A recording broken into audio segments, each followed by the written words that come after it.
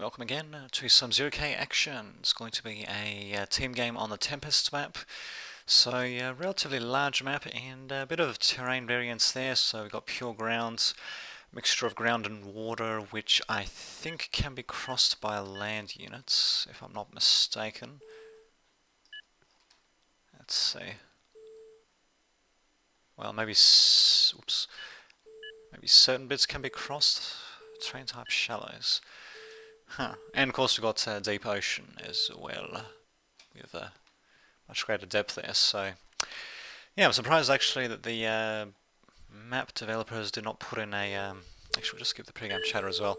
I'm surprised I didn't actually put in some rough terrain as well, just for the possibility. Of sorry, for the possibility of a bit of spider play. We do have some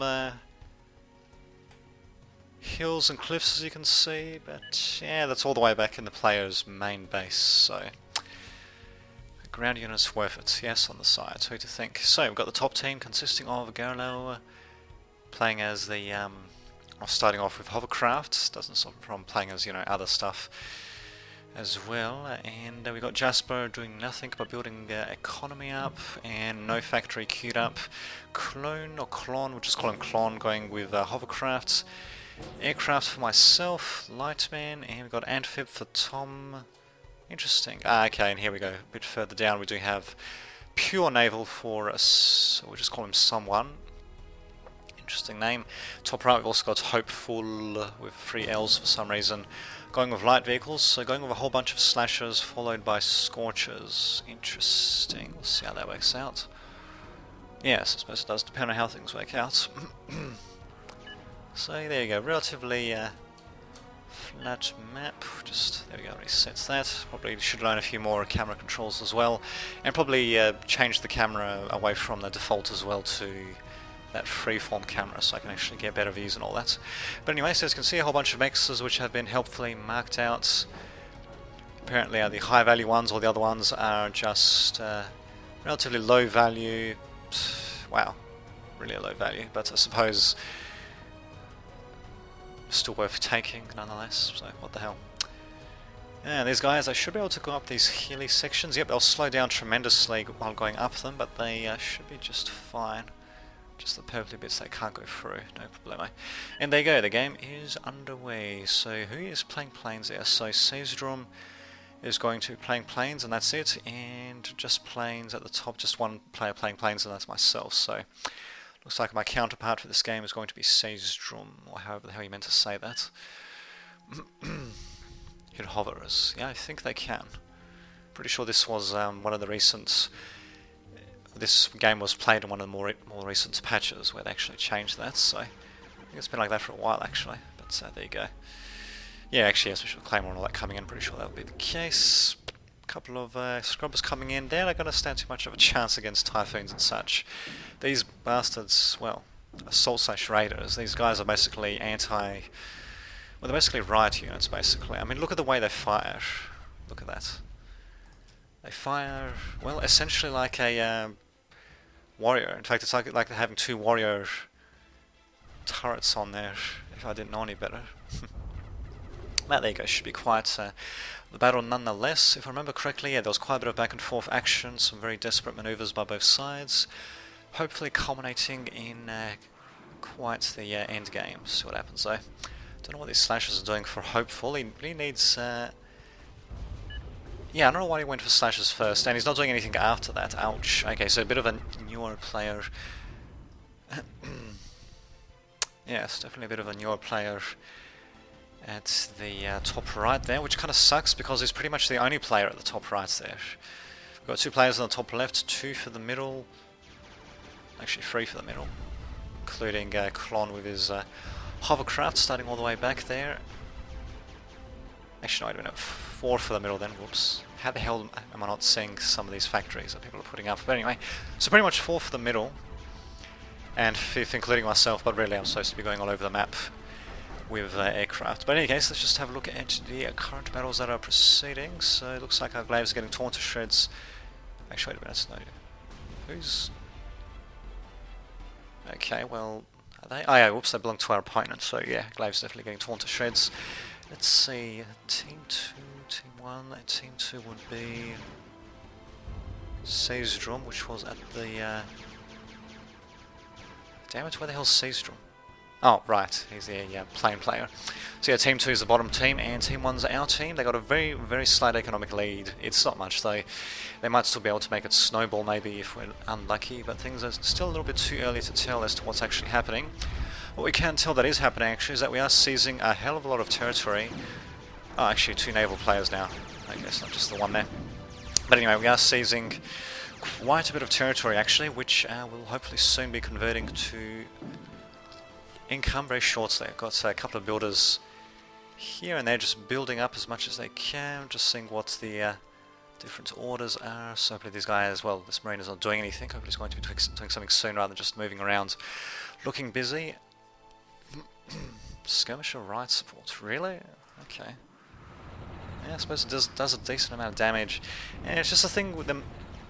This thing here, the Enforcer, I mean, granted it can hit air as well, although it doesn't fire that frequently. It can hit air, but I think it can anyway. Hopefully hit gunships at least. But the problem is, though, is that it's basically competing against a destroyer, which is just so much better for long-range bombardments compared to this missile cruiser. Not the Shredder, the Enforcer. So, yeah, I don't really see much of a point to this thing, to be honest, but what the hell, maybe it shall redeem itself. We shall see what happens. I mean, the destroyer not only does it have like a better main weapon, pretty sure it's, actually I'm not sure if it's got more health though, but it's also got an underwater weapon as well, actually, unlike the Enforcer. But what the hell, we'll see how it works out. Actually, we'll just have to wait and see. We're actually going to be contending with quite a few underwater units, well, some underwater units in general anyway, a couple of scallops coming in, and we don't actually have too much in the way of underwater units to contend with them. A couple of hunters spread out here and there, but, not bad. Yeah, a couple of hunters here and there, but, yeah. In fact, if Monero keeps on producing scallops, which he is not actually, he's producing a whole host of different types of amphib units, which would actually make a bit more sense if he was fighting a bit more on land as well, but no, he's pretty much, well, from where he's moving his stuff, he's just playing in the ocean, so really, scallops and maybe some ducks will be pretty much all he needs, really. Doesn't really need boys, they're not really going to do too much against naval units, and archers, well, they're not really going to do too much either. And as this missile cruiser, well, Jasper is not really using the Enforcer the way it's meant to be used either, actually. Thankfully, it does have Typhoons right here. Actually, I wonder if that's what he was trying to do. Maybe he was trying to lure the Scrubbers, which are actually going to be, well, more recent patch. They were renamed to Daggers. That's already happened. This is an old replay, of course, but anyway. Yeah, I wonder if maybe the point was to actually get these Scrubbers to lure them into the Typhoons, but what the hell are these Typhoons doing then? I mean, Jasper he retreated them towards the east for no particular reason. It just doesn't make any freaking sense at all. Oh well, and apparently got some mixers to get captured, which I suppose I could just build up to myself actually, which I probably will end up doing at some points. Ouch. A very nice little EMP shot there by the Thunderbird there, basically taking out quite a few of our units. And here come the hover units to follow up, although... Oh, interesting mixture actually. Scalpels, maces, and halberds as well. Well, okay. I can certainly see that working, although probably should have sent out a little bit more, given the... well, actually, I'm still doing quite a bit of damage though. And these slashers, oh my god, these guys... They're getting torn to shreds as they were deploying actually, so ouch. Nicely done actually by Smile, but not really sure if it was really worth it. So this Scorcher shot followed by Strog though should be pretty good on the other hand, setting up pretty nice little line, and yeah, I mean they're high health than the opposing Scorchers, so should be able to take them out through sheer attrition, although, just have a look actually, are they... Huh, okay, well, fight move, and... Interesting, if Hopeful can target them... Well, if he can just focus fire, he might be able to... Actually, this one's pretty much dead anyway. Okay, never mind then. Well, okay, more slashes incoming though from Strogs, so we are in a bit of trouble on the top right, it actually seems. What the hell am I doing with my aircraft actually? Well, Seisdrum is definitely doing a bit of damage with his Hawks actually. Managing to take out one Typhoon, and where's my anti-air? Come on Hawks, get up there. I don't know what the hell I was thinking sending them back there. Where's my rally point actually? It's actually down there, so I don't know what these guys are doing. Well, they're slowly coming in, but yeah. giving plenty of time for Seisdrum. Actually got a Wyvern of my own, strange enough. But anyway, giving plenty of time for Seisdrum to yeah, just retreat. Although he will try to take out my Wyvern. And that's right. Yeah, good old Swifts can actually do that little boost thing. Although at the very least, actually going to be boosting straight into my Hawks. And that's sort of aerial battle happening right here. My Hawks, unfortunately, did get quite a bit out of position there. And now they actually seem to be struggling against these Swifts. They can't seem to turn around too quickly. Hopefully they'll be able to turn around. Come on, turn around, you fucking bastards. Well, too late in either case. Looks like these Swifts are going to get out of there. I did manage to take out a few of my opponent's anti-airplanes, but really it was a bit of an indecisive battle, really. It was more of a skirmish. And again, these Hawks, wow, they really seem to get caught with their pants down, basically. Just facing completely the wrong way, and these Swifts for Seisdrum, I have to admit, he's actually doing a good job exploiting the those moments when my units are just facing the wrong way. Because those Hawks, they, of course, normally they'd beat the Swifts in anti-air combat, but the only problem is that they're not as maneuverable as the Swifts, so with a bit of good control, you can sometimes overcome your opponents that way, so... See what happens though. We do have, let's see, ducks and not too many scallops though, but crap loads of ducks, some scallops, the archers as well as boys as well. Interesting. We'll see how that works out actually. I doubt it's going to work that well, although we don't actually have too much in terms of anti-underwater units. We do have a couple of submarines and such, but we do need a bit more cooperation, well, a bit more coordination between Jasper and someone to really make this work. If just one attacks at one time, then yes, it's not going to work. And of course, there we go. Now that Jasper is retreating, someone is going to be advancing forward before he briefly decides to retreat at all, as well, shall I say. He's getting a bit indecisive there. Interesting. Yeah, if I was him, I'd just retreat as well, actually. There's not much point really going 1 versus 2, essentially. Even though mostly just seems to be Monero. The only real presence that Solent seems to have is the single penetrator, which might actually get taken out if someone can get his units close enough to it, which he is slowly doing, but they get disarmed at the last moment. My god, man. I don't know what the hell he was doing sending him in alone like that. And yeah, well, there we go. Getting torn apart piecemeal is what is essentially happening there. Though at least Klon is thankfully sending in some of his own hovercraft towards the right sector just to stop it from being completely overwhelmed, I suppose. So it's not too shabby, could be worse, could be a bit better. My craft, well, let's just have a look actually. Well, I'm starting to get my Hawks back up, and I haven't lost any Wyverns, and in fact I seem to be switching over to well, I haven't exactly switched over to them entirely, but I have actually built a couple of Wyverns here and there to try to bomb out the opponents as much as possible, and it might actually happen, although with these flails coming in it's going to be a bit tricky. Wyverns, thankfully they do have quite a bit of health though, so let's just have a look at it. The only problem is they're going to be running into a bit of anti-air fire, and my Hawks are sitting around not doing too much. This Wyvern is running out of health, and down he goes. I could have done something about that if I actually brought in my Hawks, but no. Don't know what I was doing with that Wyvern in that case, maybe just testing the waters. Pretty expensive way to do that in that case, to say the least. God damn, that water is actually pretty deep, actually. Well, still though, Warlord's there, and it actually did get disarmed. It's actually going to be disarmed for a decent amount of time. Unfortunately though, it does not have any underwater weapons, so great for bombardments. The only problem is though, it's not really facing any above surface targets, so I'm not sure why Jasper even built that actually. I suppose just as a strong point, something that can tank shots maybe. I suppose a builder repairing it. What the hell, see what happens. Just have a look at what's happening on the left actually. I haven't really... oh. Whoops, just pressed the right button there. Yeah, not too much happening really, just a couple of shots being traded here and there at long range. Mostly just Gario's siege commander really, just firing a couple of napalm artillery shots here and there, nothing too fancy, so just, yeah, nothing really too decisive anyway. It'll whittle down the forces a bit, but the enemy forces can be replaced pretty easily from a bit of light artillery bombardment. What is a bit more disconcerting though is this slasher line, which is slowly but surely moving in, with the halberds coming in as well to tank damage most likely. Actually, that would be a very, very good combination actually. Halberds to tank damage and slashers to come in behind. But again, we're not seeing too much coordination here Yeah, these two players, Strog and Smile, really need to be coordinating a bit better. But there we go, we actually we do have lines forming up here and there, so just as well. Halberds coming in a little bit too soon. They should be able to take damage just fine, but what the hell.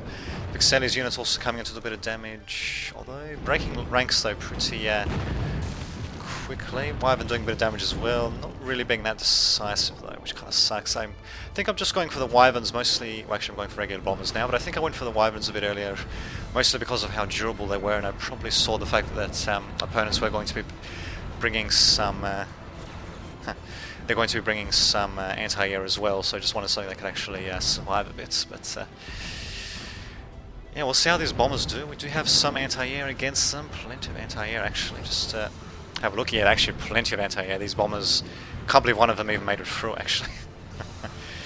But yeah, only Wyverns would really be able to get anywhere close to these flails, either or a mass of Ravens, I guess, but that wouldn't be too cost effective, most likely. Can't help you, too many wind turbines. Oh, come on, man. He can just go around, for fuck's sake. It's not that fucking hard. Just go around. Ah, you bitch. God, that's not too many fucking wind turbines, my ass. And really, I mean, he's right here, and this is pretty much the path he's going to take anyway, so just a little bit, you know, it's not that hard to path around. Ah, well, whatever. Actually, what is his path? Actually, his path is straight through, so whatever. Should be able to path around that pretty goddamn easily, to say the least. Some good news at the very least is the fact that we are slowly but surely taking the general oceanic area. In fact, our opponents do not have any dedicated naval yards at all. I don't think they actually had any to begin with. I think it was just yeah, amphibs and hovercrafts constructed on land. So there you go.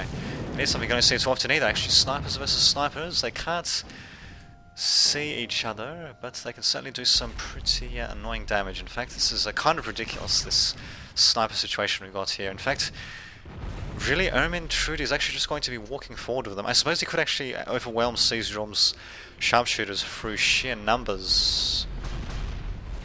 But okay, this is very strange. I'm not sure why. I mean, Ermin should really he should be getting some glaives to cover these sharpshooters, and these guys, they're all bunched up. All it would take is just a couple of glaives to reveal them, and they'll probably die instantly, but that means all these other snipers will then be able to take them out without even getting spotted. So sniper spam, you need support basically. You can't just spam snipers basically, even given how powerful they are and the fact that they do have that nice little first strike capability and all of that jazz. Hopeful actually has a stun commander, lightning gun and sunburst cannon. Interesting. Actually, a multi-stun will definitely come in handy here, given all the halberds and ravagers that are attacking, just to buy a bit of time. But we definitely do. Okay, something happening. Oh, okay, yeah, we're basically continuing to push through, straight through the middle. But our opponents are managing to cut through on the top right flank. It looks like our forces are in pretty much in complete disarray. A stun gun is. Well, let's see. What is he? I think he's reloading the D-gun weapon there. Actually, has he already? Actually, I think he's already reloaded it, so I'm not really sure why he's not using it. Well, I suppose the lightning gun does do a bit of stun damage, I guess. A bit of actual damage, but yeah, no, a bit of a strange thing to use, actually. We'll see how the sunburst cannon works. Oh, I can actually cloak it as well. I haven't seen him use it just yet, though. He might have actually forgotten that it's there at all. He might actually think that it's not like a D gun. Maybe he might think it's just a regular weapon that fires automatically. But nope, unfortunately, not at all. And also starting to get frame rate dropping a bit as well, actually, for that matter. Battle continuing on the left today, and here we go. Here come the glaives as well from Ermintrude. About freaking time. They will run into this mace though, which will be a bit of a pain in the ass. Getting a little bit ahead of themselves, actually. In fact, Ermintrude could do a bit better when it comes to unit control. Once he spotted the mace, should have just got the glaives to to run back rather than just to keep running forward. And yeah, just left to the mace with the sharpshooters, but whatever. Sharpshooter line with glaive support is slowly but surely blowing stuff up, and there we go, even taking out one of Sazdrum's sharpshooters as well. Very nicely done, and I think he's just streaming out these glaives, isn't he? Yep, pure glaive spam. Well, why not? I suppose as long as he can keep his sharpshooters alive, then, well, I suppose, yeah, the sharpshooters, they can just shoot ahead of them. One thing that I probably would also bring out would be just a couple of Jeffros, or gremlins as they're now called, just so that they can actually spot ahead without getting targeted or spotted in turn for snipers to shoot. I mean, especially now that we're actually getting out of radar range. these sharpshooters are just relying on line of sight at the moment, so we'll see what happens there. We are slowly but surely cleaving a path from the left. Our opponents, on the other hand, have done much more damage on the right. So Smiles Commander, what is he? Ah, okay, Artillery Commander, of course. So, yep. Plasma Artillery with no Napalm warheads or anything like that. So Napalm is instead being provided by my... what are they called now? The Phoenixes? Actually, did they change name? I can't remember. Well, whatever, Phoenixes nonetheless. And actually doing quite a bit of damage. These slashers, they're just staying in the flames, continuing to take damage, being set on fire. Unfortunately, they're still mostly alive, and yeah, now they're going to encounter our next line of defense, which apparently is going to be a whole bunch of boys and scallops. So many projectiles firing at once, I'm pretty sure that some of the sounds are actually not playing there for whatever reason, but there you go. Probably should change that actually. I'm pretty sure the amount of sounds that can be played simultaneously is actually pretty high, so... yeah, it is really strange actually. Why the hell is this not playing a select sound? Oh, there we go, now it is. Okay, that's...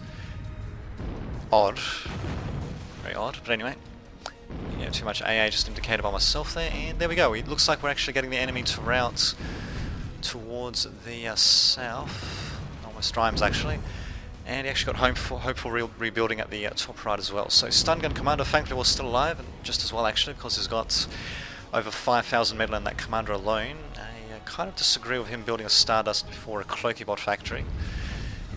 Because if our opponents were not on the run, then a single Stardust probably wouldn't have made much of a difference. In fact, he probably should have built a thingamajiggy first. Actually, just go to the battle itself. He should have built a Caretaker first, actually, just to build that much more quickly. But yeah, there you go, managing to get the enemies on the run. Got crap loads of Reapers coming in. They should be able to tank quite a bit of damage. The Penetrator will be a bit of a concern, especially if we don't actually tackle it anytime soon. Just continue taking pot shots. But there we go, with the enemy units now between us and the Penetrator. Thankfully, don't think he can actually fire at us. Maybe. I don't know, just see what happens. Lost too many players, it's over. Well, they definitely did have a chance at the top right, but thankfully we did manage to make them routes. Managing to whittle them down with aircraft, my aircraft, and yeah, then following up with a rather interesting mix of Reaper heavy tanks as well as Scallops and Boys. That pretty much finished them off, and opponents just weren't able to, well, they weren't able to keep on going. I think they actually might have overreached a little bit. Although they did actually, well, Smile did actually build a forward Cloakybot factory, but unfortunately it's not going to do too much now. Vote resignation is being attempted by the enemy team, and probably going to, yep, it's going to end in success. End in success. We just inflicted far too much damage to our opponents, and well, their push on the right was ultimately defeated. So they just were not able to follow up with too much, although, what the hell's going on? Now for some reason we've got a hell of a lot more sound now that, God knows what the hell is happening there, a bit buggy. Might just be the engine actually, because the latest version of the game does actually use version 97? Yeah, 97 of the engine I believe, which is an improvement apparently. It introduces a couple more bugs, fixes others. There you go. Yeah, why is this game still going actually? Yeah, that's a very good question. But there we go, I suppose we can just admire the battlefield in that case. Got flea spam for some reason coming in. Probably won't be able to do too much, but 39 fleas though. See how that works out. I mean, since there's nothing much else happening, actually we do have our own reef as well. So there we go, a bit of shore bombardment. I guess it was worth it to a degree, I suppose. See what these fleas do just for the hell of it though. Yeah, the mace is pretty much going to tear into them. The fleas are actually killing the mace with a death of 1,000 cuts, but nope, never mind, everything just blows up. Enemy team resigns, doesn't even give us the satisfaction of seeing that mace properly destroyed. So, an interesting game, and well, there we go, one of the few games where I actually do go as air. Don't really think that either air players did too much that game. We did a good job, I reckon, at least I did. I don't know about my opponent, my counterpart in the opponent's team, but yeah, well, supported the Allies' units as much as possible, and yeah, try to whittle them down as much as possible. But usually, of course, you know, it's the ground forces that actually, they need to, they need to actually deliver the killing blows most of the time, especially when anti-air is so thick, like in that game. But there you go. I shall see you all next time.